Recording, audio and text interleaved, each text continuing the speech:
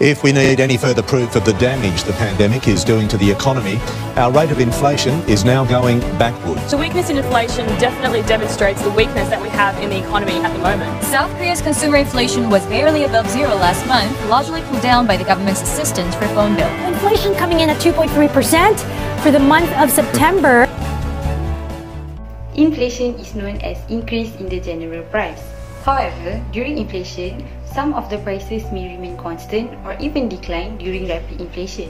According to the World Bank, Malaysia had recorded a 0.663% of inflation rate in 2019. Inflation would impact one's purchasing power negatively. Purchasing power is defined as the value of money expressed in the amount of goods and services one can possess. Inflation is measured using Consumer Price Index, CPI. It would measure the weighted average of a specific market basket. There are over 200 categories of market basket that CPI measures, such as housing, food and beverages, transportation, and more.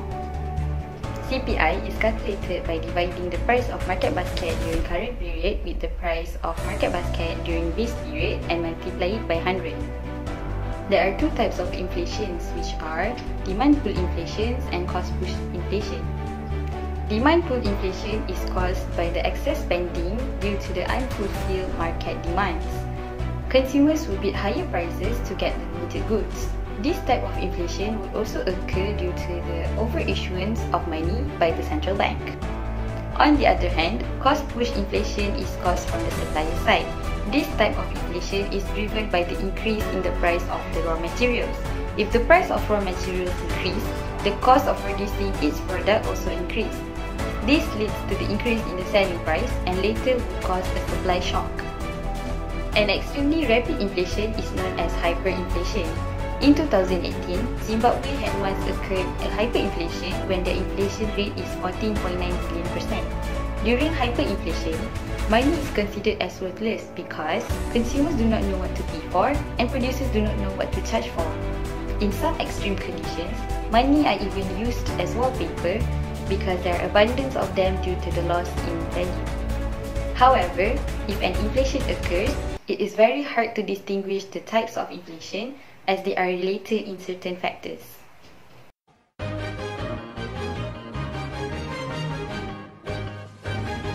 I think as I'm learning economy, usually the cause of inflation is because of demand increase and supply decrease.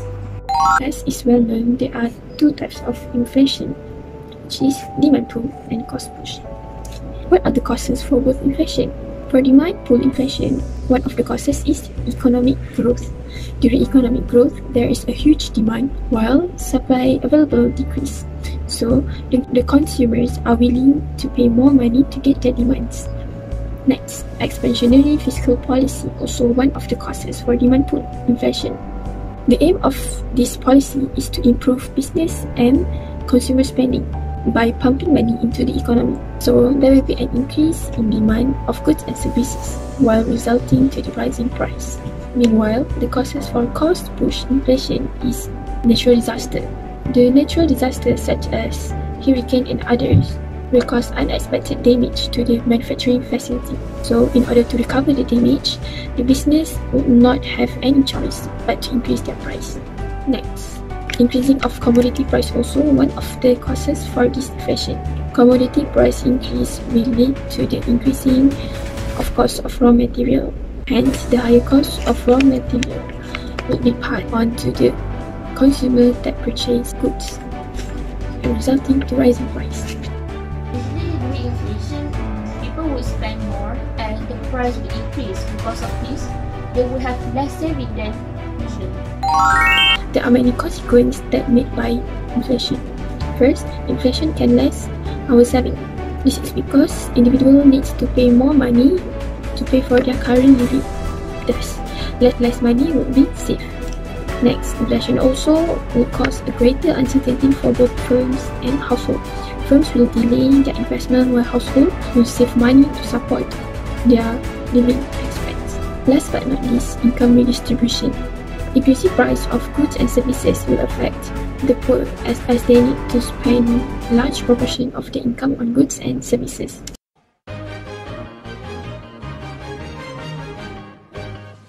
One of the measures is monetary policy. It refers to the control and supply of money in the economy.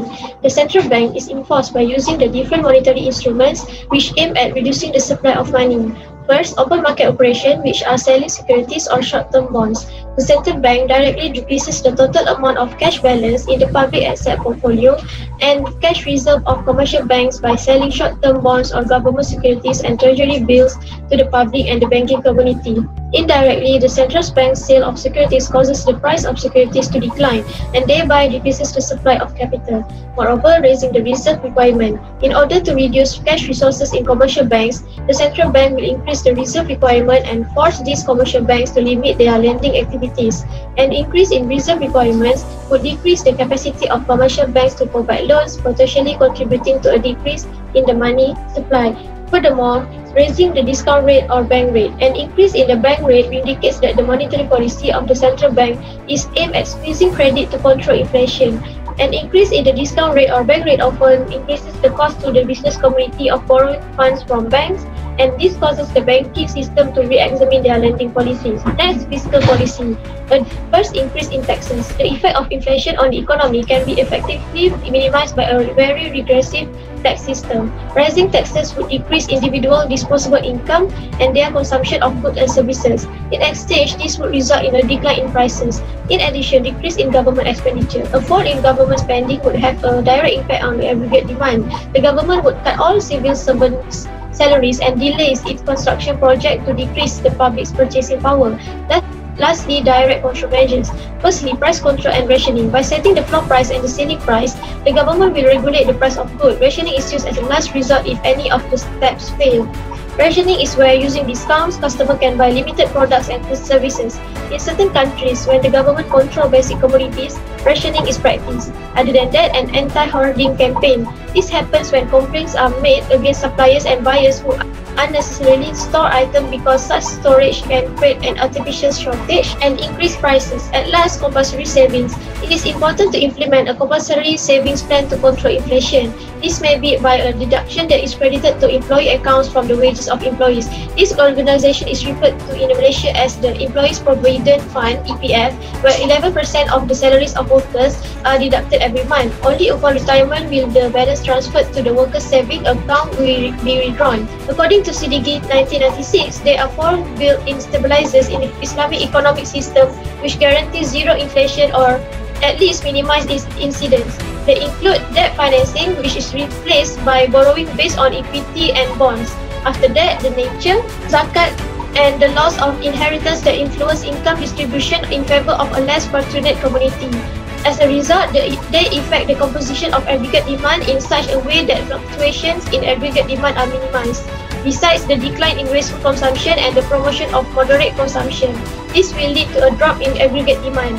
And then public money is described by Islamic governments as trust. Consequently, they must keep public spending within the limits laid down by the means available.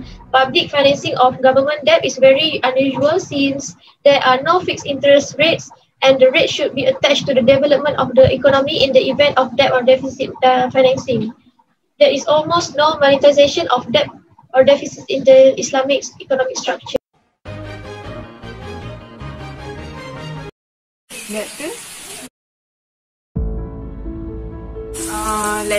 Some of the people that benefit when inflation happens are first, some of it a large debt. For instance, if the borrower pays an interest rate lower than the inflation rate, then they earn a profit in the process. This happens due to the real value of the money returned by the borrower is actually lower than the money borrowed. Next, the owner of physical assets is in benefit during inflation. During hyperinflation period, physical capital will maintain its value such as land and machines. Also, the demand for asset often increase such as gold and silver because it cannot be subjected to the same inflationary pressures as banknote because it cannot be printed. Besides, the government, who is the largest single borrower, will benefit from inflation. During inflation, as time goes on, it can reduce the actual cost of the country's debt which is carried by the government. Therefore, inflation could burden more citizens into higher tax bracket, resulting in higher income taxes paid to the government. While some make profit during inflation, some suffer losses. Unfortunately, the ones who keep cash saving will face loss from inflation. For savers, higher inflation rates can reduce the real value of their savings.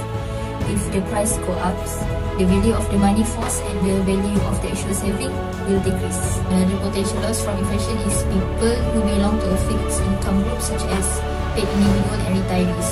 This is because they will experience a decline in actual income.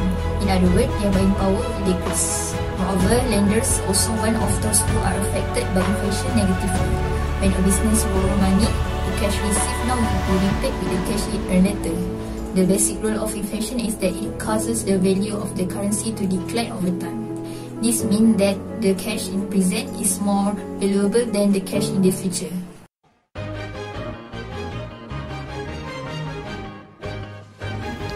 Salam guys, let us look about the fake perspective of inflation. First, I wanna ask one of my friend about his opinion about inflation.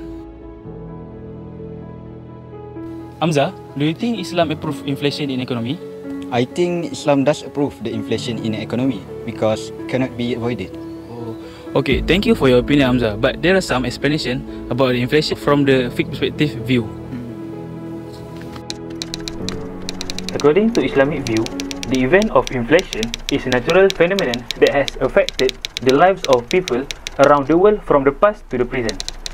Prophet Muhammad SAW informed us about inflation 1400 years ago in the narration of Auf bin Malik radhiyallahu anh. The narration is like this.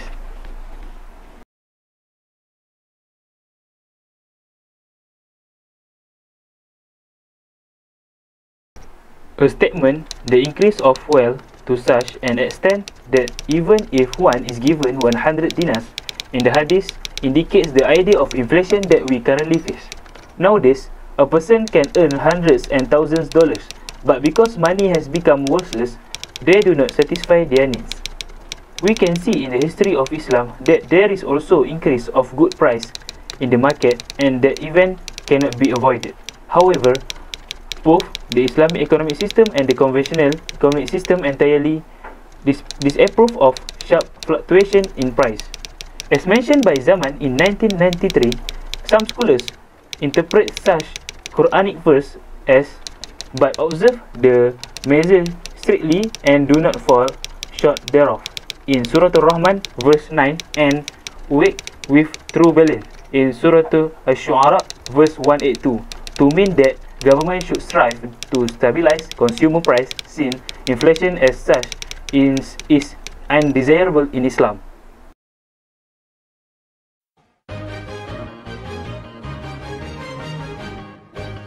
Assalamualaikum warahmatullahi wabarakatuh. To conclude our discussion, we would like to relate our project to the Sustainable Development Goals or SDG. As a reminder, our project topic is inflation in an economy based on 3 perspectives. First, we choose the SDG number 1, which is no poverty. One of the targets of this SDG is to reduce the numbers of poverty. It can be related with our project because inflation can cause poverty. When inflation is high, it can cause the increasing in borrowing rates so that it will burden the poor families and the poverty may occur. Hence, government must control the borrowing rate at the sufficient rate so that it can prevent the poverty in line with the first SDG. Next, we relate our project with the SDG number 8, which is decent work and economic growth. One of these SDG targets is to sustain economic growth. Inflation may cause the economy run slower than it should be. Government needs to increase the aggregate demand among the customers so that it can increase productivity in economy. So, SDG number 8 can be achieved by the government intervention. Lastly, we choose SDG number 10, which is reduce inequalities, to relate our project. This SDG is targeting to reduce inequalities to ensure equal opportunity. When the inflation, poor and middle classes suffer during inflation because their wages is fixed, but the price of commodities is keep rising continuously. In contrast, people with variable incomes gain even though commodities price is keep rising. So government need to reduce this income redistribution by charge more tax to the people with higher level of income and redistribute welfare benefits to those on lower income.